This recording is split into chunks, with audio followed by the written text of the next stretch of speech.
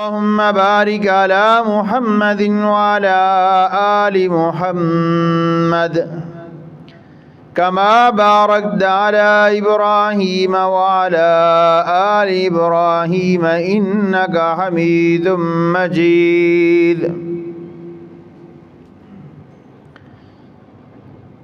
سبحانك لا علم لنا إلا ما علمتنا إنك أنت العليم الحكيم.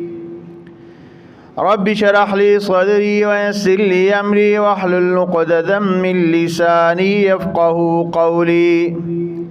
رب زدني علما. اللهم انفعنا بما علمتنا وعلمنا ما ينفعنا وزدنا علما. أعوذ بالله من الشيطان الرجيم.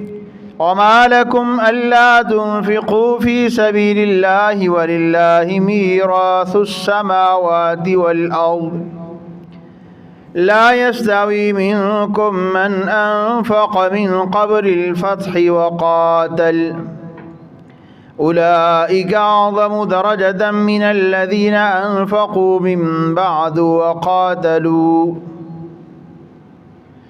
وقال الله تعالى في مقام آخر: بسم الله الرحمن الرحيم. إذا جاء نصر الله والفتح ورأيت الناس يدخلون في دين الله أفواجا فسبح بحمد ربك واستغفر إنه كان توابا.